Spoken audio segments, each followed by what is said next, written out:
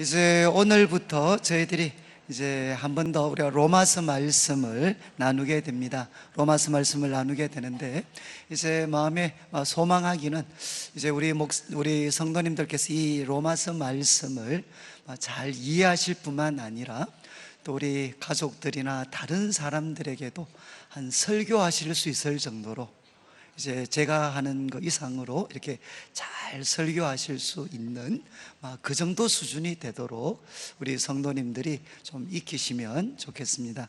이제 이 로마서는 이제 우리 복음에 대해서 아마 가장 이제 논리 정연하게 또 가장 이렇게 또 집중적으로 가르치고 있는 말씀입니다. 그래서 우리가 1년에 한 번 정도씩은 그래도 이 기독교의 중심이고 우리 믿음의 중심이 되는 이 복음이 도대체 뭔가 하는 것을 한번 확인하고, 그리고 내 믿음을 한번 점검하고 또 나아가서 우리가 다른 사람들에게도 영향력을 끼칠 수 있는 그런 저희들의 삶이 됐으면 좋겠습니다. 이제 1절 말씀을 보시면, 예수 그리스도의 종 바울은 사도로 부르심을 받아 하나님의 복음을 위하여 택정함을 입었나니, 1절부터 바울이 강조하는 것이 있습니다.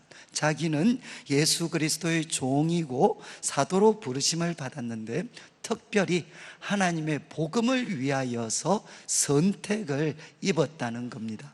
그러면서 이제 2절부터 4절까지는 이 복음이 무엇인지를 한번 설명을 합니다. 이 복음은 하나님이 선지자들을 통하여 그의 아들에 관하여 성경에 미리 약속하신 것이다. 그러니까 이 복음은 하나님이 선지자들을 통해서 성경에 미리 약속하신 것인데, 그 핵심적인 내용은 뭔가 하면 그의 아들에 관한 거라는 겁니다. 그의 아들에 관해서 하나님께서 선지자들을 통해 성경에 약속하신 것이다. 그런데 그 아들은 어떤 분이신고 하면, 그의 아들로 말하면 육신으로는 다윗의 혈통에서 나셨습니다. 그분은 사람의 몸을 입으셨고 특별히 성경에서 예언한 대로 다윗의 혈통에서 나셨습니다. 그리고 4절에 성결의 영으로는, 영적인 기원으로 이야기하면 예수님은 죽은 자들 가운데서 부활하사 능력으로 하나님의 아들로 선포되셨다. 그러니까 예수님께서 바로 하나님의 아들이시라는 것을 온 천하에 나타내신 사건이 무엇이냐? 그것은 예수 그리스도의 부활입니다. 그래서 부활을 통해 능력으로 자신이 하나님의 아들 되심을 선포하셨습니다.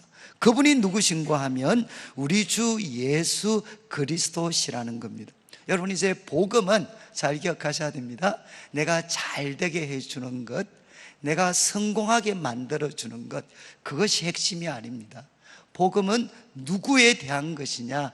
하나님의 아들에 대한 것입니다. 그리고 그분에 대해서 성경은 선지자들을 통해 약속하셨습니다. 예수님은 그 예언대로 다윗의 혈통에서 오셨고, 그리고 그분은 부활을 통해서 그분이 하나님의 아들 되심을 온 천하에 나타내셨습니다. 그런데 이제 5절 말씀, 우리 주 예수 그리스도 그로 말미암아 우리가 은혜와 사도의 직분을 받았습니다. 이 예수님을 통해서 우리는 은혜를 받았고, 그리고 우리는 사도라는 직분을 받았습니다. 그래서 사도는 은혜와 사도의 직분을 받아서 무엇에 자신을 드렸느냐? 그의 이름을 위하여 모든 이방인 중에서 믿어 순종하게 하나니. 그러니까 사도 바울이 복음을 전했을 때 그가 기대했던 그 목적은 뭔가 하면, 사람들이 이 복음을 듣고 하나님의 아들 예수 그리스도를 믿고 그 다음에 순종하는 것입니다. 여러분, 꼭 기억하셔야 되는데, 성경이 이야기하는 믿음은 뭔가 하면 순종하게 하는 믿음입니다. 그러니까 믿는다고 하면서도 순종하지 않으면 그것은 성경이 이야기하는 믿음이 아닙니다. 로마 야고보서를 보면 그것은 죽은 믿음이죠. 죽은 믿음. 성경이 이야기하는 살아있는 참된 믿음은 뭔가 하면 순종하게 하는 믿음입니다. 그러면서 이제 6절에 너희도 그들 중에서 예수 그리스도의 것으로 부르심을 받은 자다.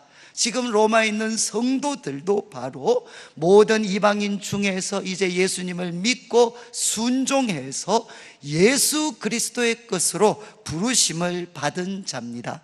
그리고 7절 말씀에 로마에서 하나님의 사랑하심을 받고 성도로 부르심을 받은 모든 자, 여기 보면 예수님을 믿는 나가 도대체 누구인가? 라는 것에 대한 세 가지 표현이 있습니다. 첫 번째는 그들은 예수 그리스도의 것입니다.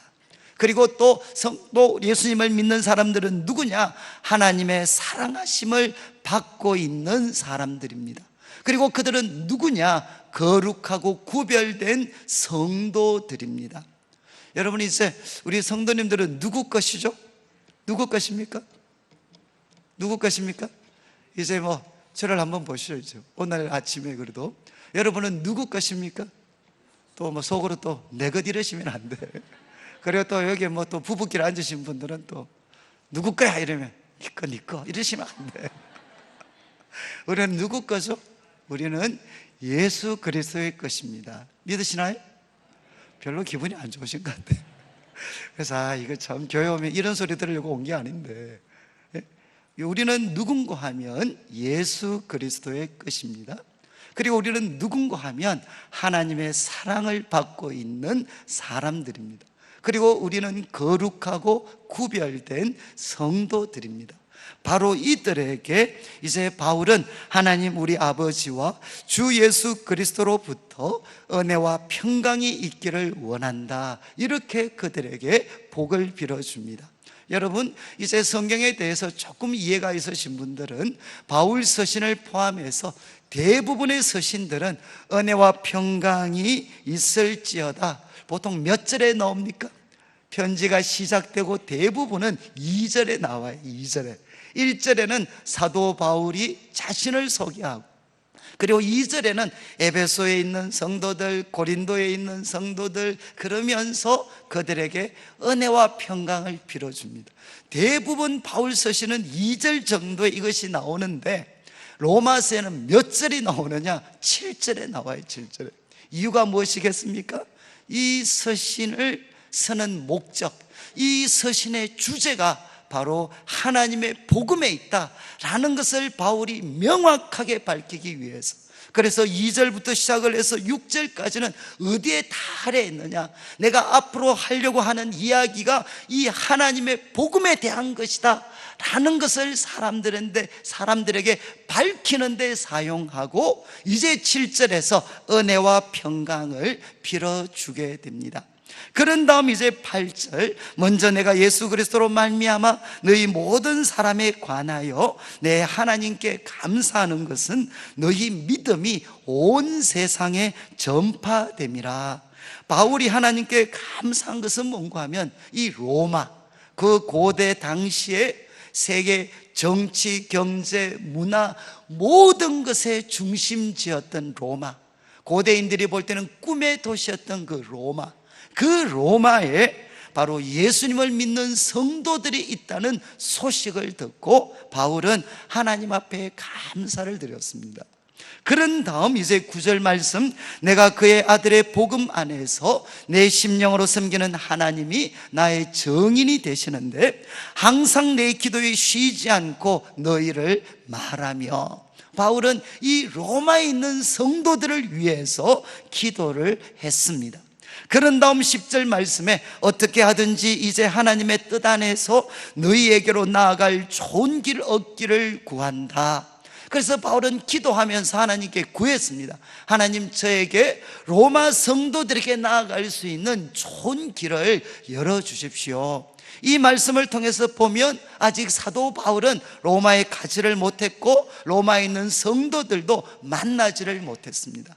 그래서 바울은 너희들에게 나아갈 좋은 길 얻기를 구한다, 이렇게 기도를 했습니다.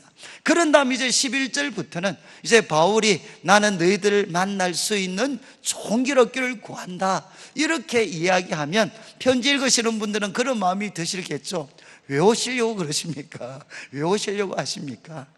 그런데 이제 11절 말씀, 내가 너희 보기를 간절히 원하는 것은, 내가 너희 보기를 간절히 원하는 것은 어떤 신령한 은사를 너희에게 나누어 주어 너희를 견고하게 하려 함이다. 내가 참 너희들을 보려고 하는 이유가 뭔가 하면, 내가 가면 너희들에게 신령한 은사를 나누어 주어서 너희를 견고하게 만들어 줄 수가 있다는 겁니다. 그 일을 내가 하고 싶다는 거죠. 그리고 12절, 이는 곧 내가 너희 가운데서 너희와 나의 믿음으로 말미암아 피차 아니함을 받으려 함이다. 그러니까 내가 너희들을 방문하면 너희들은 나의 믿음을 통해서, 나는 너희들의 믿음을 통해서 서로 위로를 얻기 위해서다.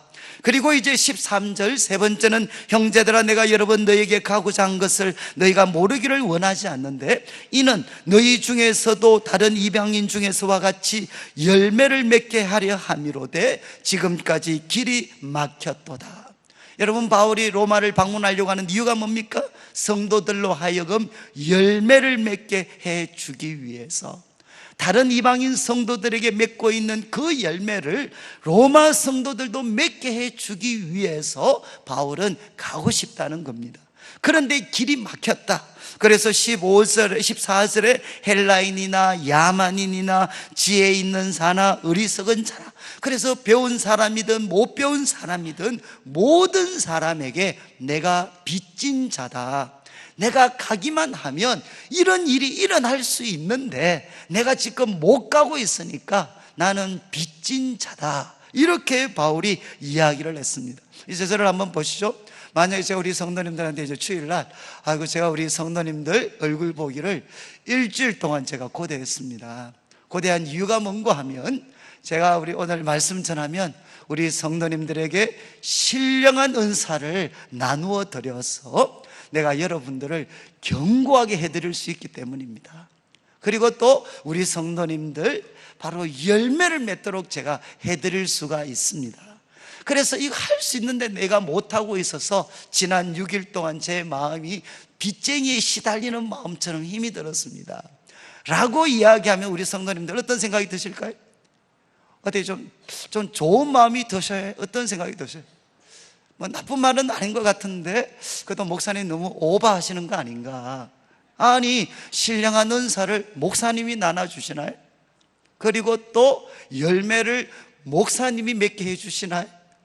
그것은 하나님이 나누어 주시는 거고 하나님이 맺게 해주시는 건데, 지금 바울은 이야기합니다. 내가 너희들에게 가면 신령한 은사를 나누어 주어 견고하게 할 수 있고 서로 위로받고 너희들 열매를 맺게 해줄 수 있다. 그런데 나 그거 못하고 있으니까 난 정말 빚진 자의 마음이다. 그러면 여러분, 아니 도대체 바울이 로마에 있는 성도들한테 줄 수 있는 게 도대체 무엇이길래 이런 이야기를 하나? 이제 15절 말씀을 보십시오. 그러므로 나는 할 수 있는 대로, 로마에 있는 너희에게도 뭐라고 했습니까? 복음 전하기를 원한다. 만약에 바울이 신령한 은사를 나누어 줄 수 있을 것 같으면 나는 할 수 있는 대로 로마에 있는 너희에게 가서 안수하기를 원한다. 그리고 또 그들로 하여금 열매 맺게 해주고 싶으면 나는 가서 너희들한테 그 어떤 놀라운 전도 전략을 내가 너희들에게 가르쳐 주겠다, 이런 이야기 하지 않아요. 바울은 뭐라고 이야기하느냐? 나는 할 수 있는 대로 로마에 있는 너희에게도 복음 전하기를 원한다. 이 말씀은 무엇이죠? 바로 내가 너희들에게 가서 복음을 전하고 너희들이 이 하나님의 복음을 바로 깨닫기만 하면 어떤 일이 생기느냐? 신령한 은사들이 너희들에게 주어질 것이다. 그리고 너희들이 열매 맺는 하나님의 사람들이 될 것이고 어떤 상황 속에서도 위로받을 수 있는 하나님의 위로가 너희들에게 주어질 것이다. 그래서 바울이 이렇게 자신만만하게 담대하게 이야기할 수 있었던 것은 바울은 자기를 믿었기 때문이 아니라 무엇을 믿었습니까? 복음의 능력을 믿었기 때문입니다. 그래서 이제 16절과 17절에 이제 복음에 있어서 놀라운 두 가지 정의를 합니다. 저는 우리 성도님들이 로마서를 하시고 나면 다른 거는 몰라도 이 두 구절은 외우셔야 돼요. 두 구절은 16절, 내가 복음을 부끄러워하지 아니하노니, 부정의 부정은 강한 긍정입니다. 내가 복음을 너무너무 자랑한다. 이유는 이 복음은 모든 믿는 자에게 구원을 주시는 하나님의 능력이 됨이라. 여러분, 복음은 무엇이냐? 모든 믿는 자에게 구원을 주시는 하나님의 능력이 됩니다. 여러분, 고대에서 복음이라는 것은 뭔가 하면 이런 뜻이었습니다. 왕이 전쟁에 나갔습니다. 아주 강한 적들과 싸웠어요. 그런데 마침내 승리를 했습니다. 그러면 왕이 전령을 보냅니다. 전령이 와서 그 도시에 와가지고, 여러분, 바로 우리 왕이 승리하셨습니다. 마침내 우리가 이겼습니다. 이게 뭔가 하면 바로 복음이었어요. 복음. 여러분, 바울은 이야기합니다. 세상의 왕이 전해주는 복음이 아니라 하늘의 왕이신 예수님이 전해주는 그 복음을 너희들에게 알려주는데, 이 복음은 무엇이냐? 모든 믿는 자에게 구원을 주시는 하나님의 능력입니다. 복음은 무엇이냐? 하나님의 능력입니다. 모든 믿는 자에게, 이것을 믿음으로 반응하는 자에게는 누구도 예외 없이 구원을 주시는, 건져내시는 하나님의 능력이다. 그런데 이것은 첫째는 히브리인에게요, 유대인에게요, 그리고 헬라인에게로다. 그러면서 17절, 복음이 하나님의 능력이 될 수 있는 또 한 가지 이유가 있습니다. 복음에는 무엇이 나타나 있느냐? 하나님의 의가 나타나 있습니다. 로마서에서 가장 중요한 표현입니다. 복음에는 무엇이 나타나 있느냐? 하나님의 의가 나타나 있어서 믿음으로 믿음에 이르게 하나니. 이것은 참 어려운 표현인데 그냥 쉽게 생각하시면 되겠습니다. 믿음으로 시작해서 또다시 믿음으로 나아가게 만들어주고, 마침내 믿음으로 끝날 수 있도록 만들어줍니다. 여러분, 복음에는 하나님의 의가 나타나 있어서 믿음으로 시작해서 믿음으로 진행하고 믿음으로 끝나게 만들어줍니다. 그래서 바울은 하박국 2장 4절을 인용하면서, 기록된 바 오직 의인은, 하나님 보시기에 의인은 무엇으로 살아가는 사람인가? 믿음으로 말미암아 살리라. 이 말씀을 인용을 하게 됩니다. 여러분, 복음에는 하나님의 의가 나타나 있습니다. 이 말씀은 정말 어려운 말씀입니다. 이제 제가 한 번씩 설명을 드렸지만, 이제 루터 같은 사람, 종교개혁을 일으켰던 마르틴 루터 같은 분이 대표적이죠. 이 하나님의 의를 어떻게 해석했느냐? 우리가 살아야 될, 우리가 살아내야 될 하나님의 의로운 기준이라고 생각을 했어요. 이해하시겠습니까? 우리가 실천적으로 이루어내야 될 하나님의 의로운 기준, 그래서 그 기준을 만족시켜야 하나님으로부터 어렵게 될 수 있는, 그것을 하나님의 의라고 생각했던 적이 있습니다. 그런데 이제 종교개혁이 일어나게 되는 하나의 계기가 바로 이거죠. 바로 여기 로마서에서 이야기하는 하나님의 의는 우리가 만족시키고 우리가 삶을 통해서 살아내야 될 하나님의 그 못 미치는 의로운 기준을 이야기하는 게 아니라, 하나님의 의는 죄인인 우리를, 절망적으로 죄인인 우리를 의인으로 만들어 주시는 하나님의 방법, 하나님의 길, 이것이 뭔가 하면 하나님의 의입니다. 이해하시겠습니까? 복음에는 하나님의 의가 나타나 있다. 이것은 내가 지켜야 될 능동적인 의로움이 아니고, 죄인인 우리를 바로 의롭게 만들어주시는 하나님의 방법, 우리 입장에서는 수동적인 의죠. 이제 믿음을 통해서 내 것이 되게 만들어주는 그 하나님의 의가 이 복음 속에 나타나 있습니다. 그리고 의인의 길은 무엇이냐? 믿음으로 시작해서 믿음으로 끝나는 것입니다. 그런 다음 이제 18절부터 복음에 대해서 이렇게 정의를 내린 다음에, 여러분, 복음은 우리를 믿는 자를 구원해 주시는 하나님의 능력입니다. 그리고 복음에는 하나님의 의가 나타나 있습니다. 이 복음이 왜 오늘을 살고 있는 사람들에게 그렇게 절실히 필요합니까? 이제 바울은 이야기합니다. 1장 18절부터 이야기합니다. 하나님의 진노 때문에, 하나님의 진노가 바로 이 세상 사람들에게 하늘로부터 나타나 있습니다. 구원은 무엇으로부터의 구원이냐? 하나님의 진노로부터 우리를 구원해 주시는 그 능력이 복음에 있습니다. 그리고 또 사람들이 하나님의 진노 아래 빠진 이유가 무엇이죠? 그것은 죄 때문입니다. 죄. 바로 죄 때문에 우리는 하나님의 진노 아래 있을 수밖에 없습니다. 그래서 복음에는 무엇이 나타나 있느냐? 이 죄를 하나님의 의롭게 만들어 버리시는 하나님의 의가 이 복음 속에 담겨져 있습니다. 그래서 이 세상을 구원할 수 있는 유일한 기쁜 소식은 뭐냐? 예수 그리스도의 복음입니다. 왜? 죄인인 우리를 의롭게 만들어 주시고 하나님과 단절되어서 하나님의 진노 아래 있는 우리들을 바로 그 진노에서 건져낼 수 있는 길이 이 복음 속에 담겨져 있습니다. 그래서 바울은 이제 1장 18절부터 3장 20절까지 모든 사람들이 바로 죄를 범했고 그래서 하나님의 진노 아래 있다는 것을 1장 18절부터 3장 20절까지 가르치고 있습니다.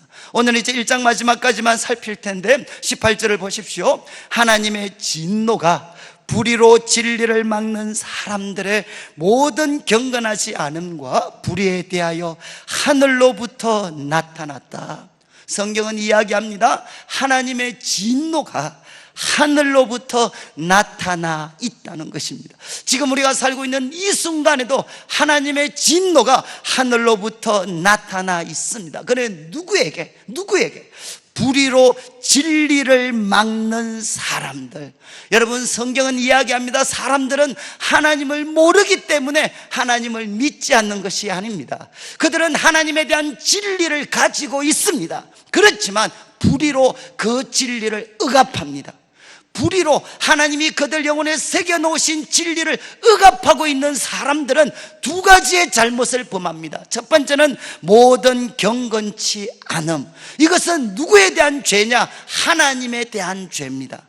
모든 경건치 않음과 불의는 누구에 대한 죄냐? 사람과 인간관계에서 범하는 죄입니다. 이 두 가지 종류의 죄에 대해서 하늘로부터 하나님의 진노가 나타나 있다는 것입니다. 그래서 이제 19절부터 시작을 해서 23절까지는 경건하지 않음의 죄에 대해서 바울이 가르침을 줍니다. 여러분, 이 경건하지 않음, 이 죄는 가장 뿌리가 되는 죄입니다. 죄의 뿌리가 되는 죄가 무엇이냐? 경건하지 않음입니다.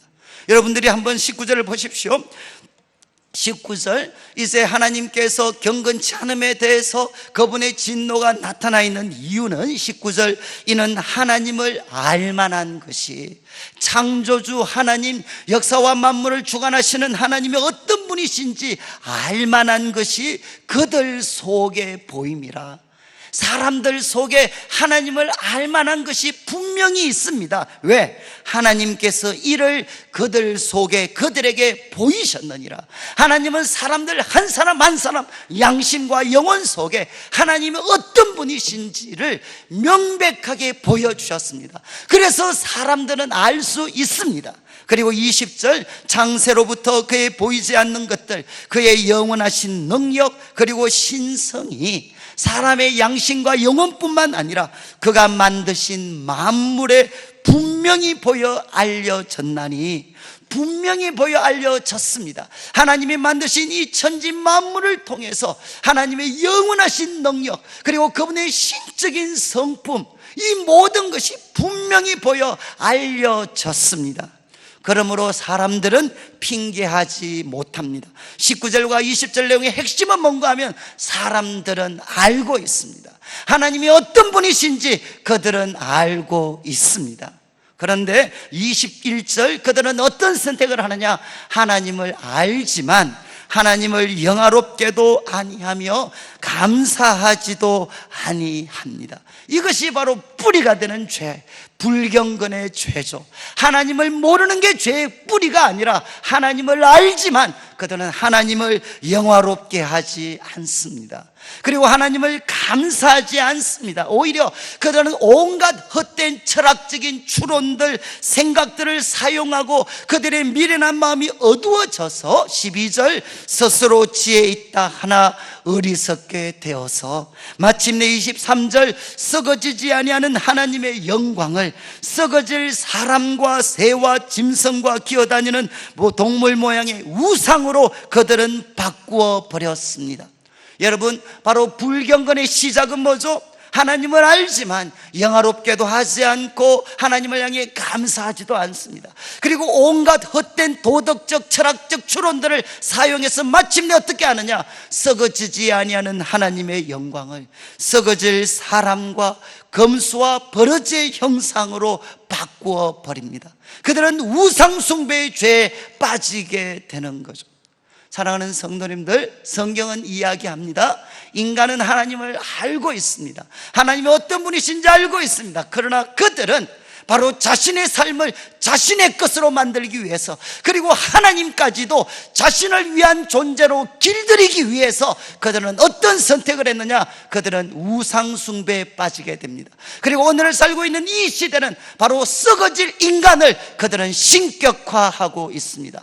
바로 인간이 바로 하나님이다. 인간이 모든 것을 알 수 있고 그들의 미래와 이 세상의 모든 것을 책임질 수 있는 것은 인간이다. 인간이 할 수 있다라고 이야기합니다. 그것이 바로 경건하지 못함의 죄, 우상 숭배의 죄악입니다. 바로 이런 죄에 대해서, 경건하지 못한 죄에 대해서 이제 24절 하나님이 진노하십니다. 여러분, 하나님의 진노는 어떻게 나타나느냐? 하나님의 가장 무서운 진노는 하늘에서 불이 떨어지고 벼락이 떨어지고 지진이 흔들리고, 물론 그것도 있습니다.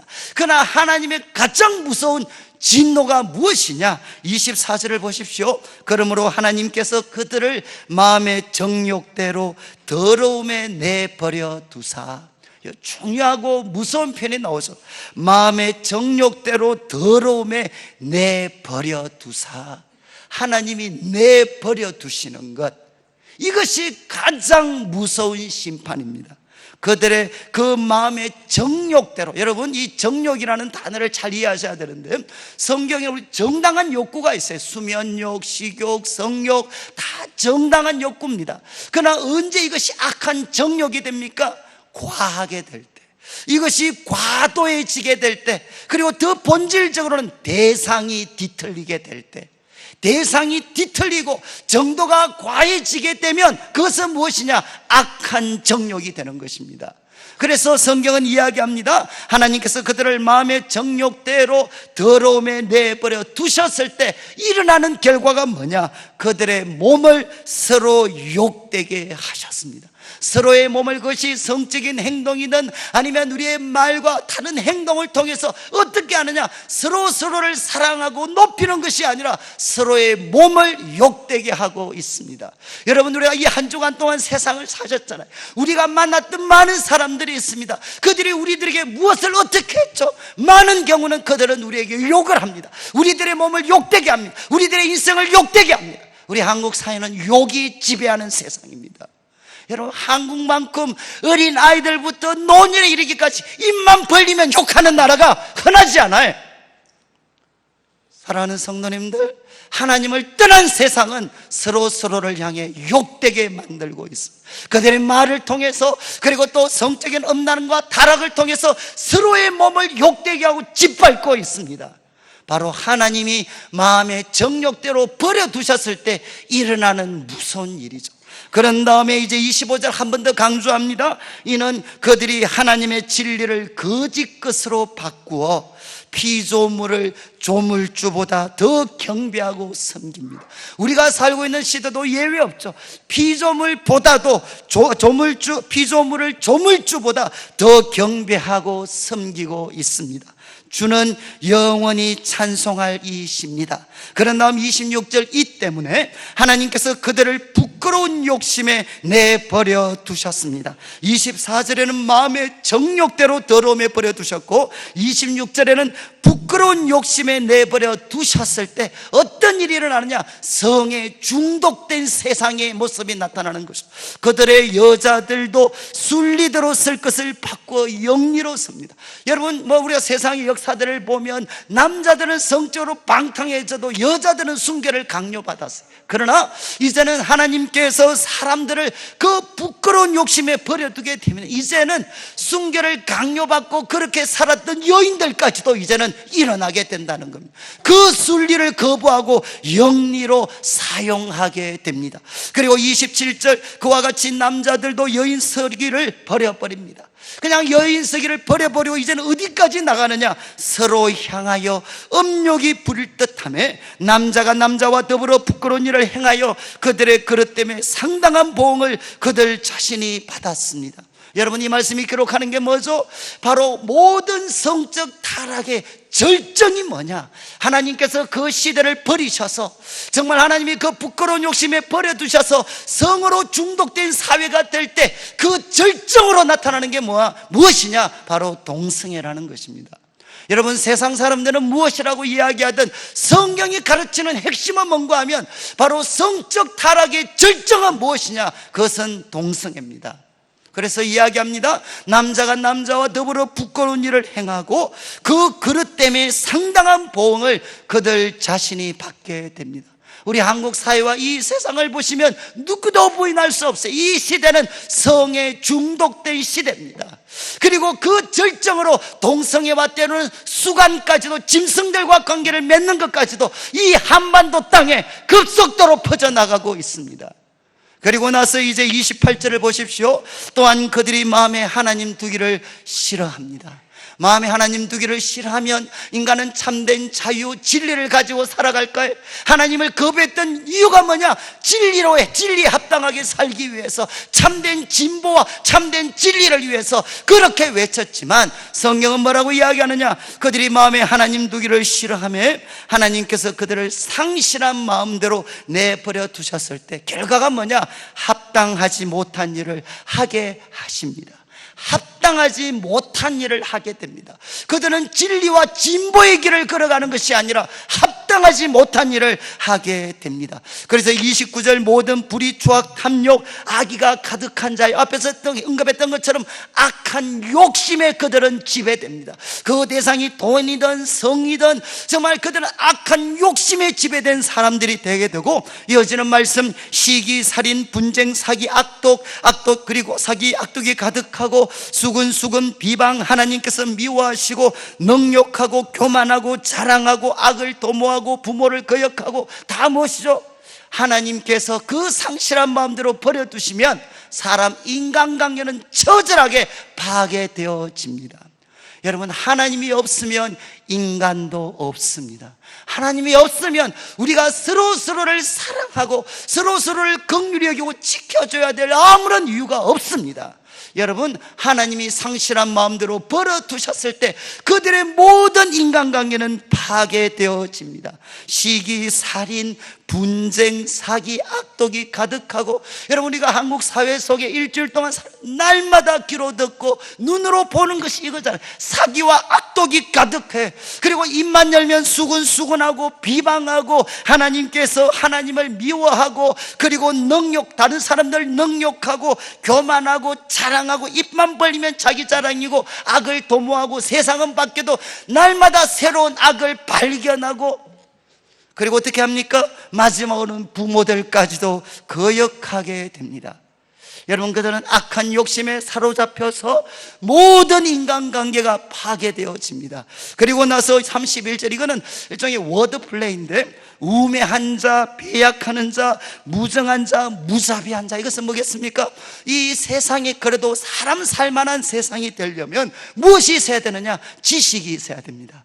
지식과 지혜가 있어야 되고, 그리고 또 무엇이 있어야 되느냐? 신실함이 있어야 돼요. 신실함, 서로를 향해 신실함이 있어야 되고, 그리고 거기에는 따뜻한 가슴과 사랑이 있어야 되고, 그리고 남의 허물까지도 연약함도 품을 수 있는 자비가 있어야 되는데, 하나님이 그 상실한 마음대로 버려두면 모든 인간관계는 파괴되고, 인간관계에서 있어야 되는 지식과 신실함과 사랑과 자비는 없어지고, 어떻게 되느냐? 지혜의 반대말이죠. 그들은 어리석음에 빠지게 되고, 그리고 배신을 밥 먹듯이 때리게 되고, 그리고 그들은 무정한 자가, 가슴이 없는 사람들이 되고, 그들은 무자비한 자들이 되게 됩니다. 여러분, 하나님이 없으면 인간 사회 속에 꼭 있어야 될 것은 사라지고, 인간을 고통과 파멸로 몰아넣는 것으로만 가득 차게 됩니다. 그래서 마지막 더 절망적인 모습은 32절, 그들이 이 같은 일을 행하는 자는 사형에 해당하다고 하나님께서 정하심을 알고도, 그들은 알아요. 이런 것들을 행할 때 이거는 하나님께 벌 받을 수밖에 없는 행동이야. 그들은 이것을 알면서도 어떻게 하느냐? 자기들만 행할 뿐 아니라 또한 그런 일을 행하는 자들을 옳다 하느니라.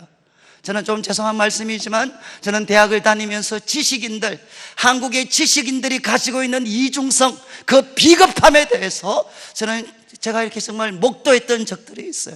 여러분, 지식이라는 거 여러분들이 쉽게 굴복하시면 안 돼. 그들이 얼마나 이중적인 존재인가, 그들 속에 얼마나 악한 더러운 탐욕들이 그들 역시도 지배하고 있는 건가. 그래서 학문의 이름으로, 철학의 이름으로, 예술의 이름으로, 때로는 법의 이름으로 그들이 범하는 잘못들을 미화시키고 아름답게 만들어가고 있습니다. 성경은 이야기합니다. 인간을 가장 절망으로 몰고 가는 것이 무엇이냐? 이런 일을 행하면 죽는다는 거 알면서도 그것을 자신이 할 뿐만 아니라 그것을 행하는 자를 옳다고 정당화시키는 사람들, 정당화시키는 지식인들이 있다는 거죠. 오늘 제가 말씀을 마무리하면서 사도 바울은 이야기합니다. 우리가 살고 있는 이 시대에 왜 예수 그리스도의 복음이 필요합니까? 오늘 말씀은 우리 시대에도 생생하게 적용될 수가 있습니다. 여러분, 사람들의 마음, 그들은 하나님을 알고 있지만 그들은 고의로 하나님을 거부하고 있습니다. 하나님 대신에 자기들이 마음껏 길들일 수 있는 것들을 찾아서 우상으로 섬기고 있습니다.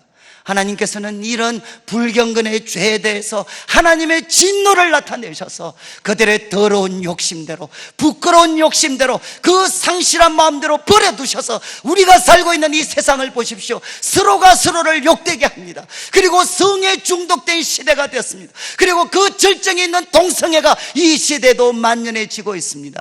그리고 여러분, 사람들은 악한 욕심에 사로잡혀서 살아가고 모든 인간관계는 파괴되고 인간 사회에 있어야 되는 아름다운 사랑과 가슴과 자비는 점점 사라지고, 여러분, 그리고 이런 악한 일을 하면서도 끊임없는 자기 정당화, 끊임없는 자기 정당화가 이 시대 속에 이루어지고 있습니다. 오늘 이제 말씀을 마무리하면서 하나님 우리에게 주시는 도전은 무엇이겠습니까?